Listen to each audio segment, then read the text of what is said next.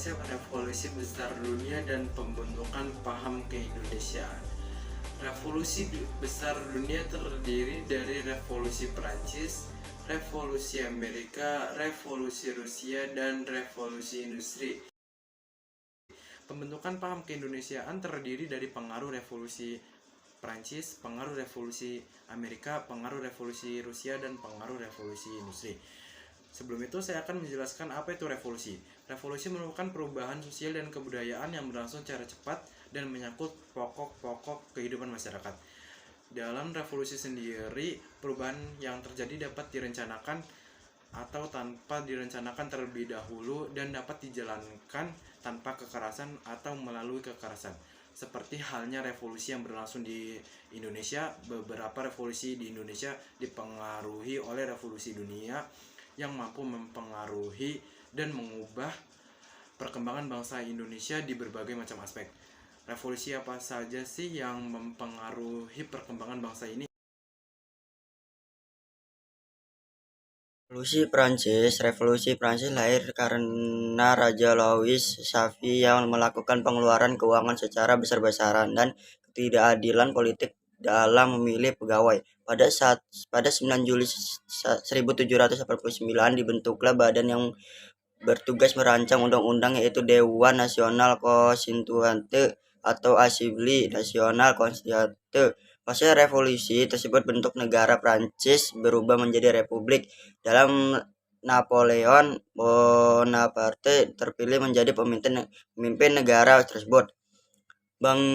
Bagi bangsa Indonesia, revolusi Prancis mempengaruhi dalam pergerakan nasionalisme Indonesia, yaitu dengan lahirnya paham liberalisme, demokrasi, bentuk negara republik, penegakan HAM, dan menjadi undang-undang sebagai kekuasaan tinggi dalam pemerintah. Indonesia juga menerapkan tiers politika, yaitu legislatif, eksekutif, dan yudikatif.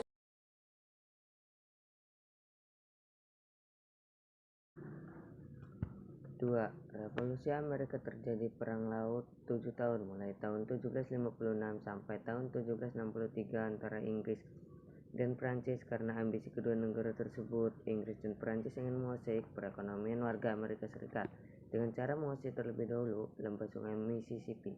Perang ini dimenangkan oleh Inggris dengan Perjanjian Paris pada tahun 1763. Namun, pada 16 Desember 1773, timbul pembantaian di pelabuhan Boston atau Boston Tea Party yang dilakukan oleh orang Amerika Serikat.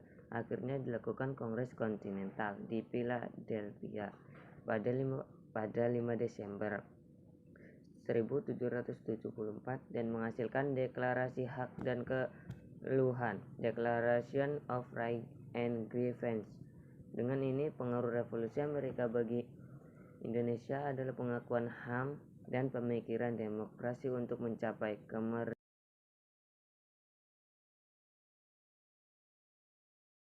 Revolusi Rusia. Revolusi Rusia bertujuan untuk mendirikan pemerintahan yang peduli terhadap rakyat dan menurunkan kekuasaan feodal serta pemerintahan Tsar Nicholas II. Revolusi ini dipelopori oleh tokoh intelektual yang beraliran komunis radikal. Kekuasaan Tsar Nicholas II berhasil diruntuhkan dan digantikan oleh Alexander Kerensky dari Partai Menshevik.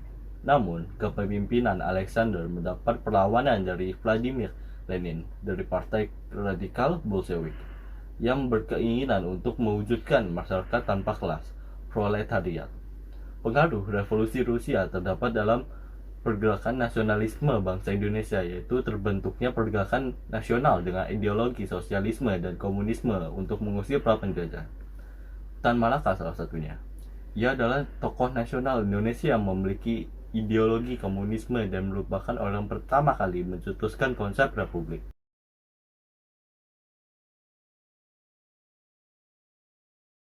Revolusi industri. Berbeda dengan revolusi yang dijelaskan sebelumnya, revolusi industri ini mempengaruhi perubahan sosial, ekonomi, dan politik di Indonesia.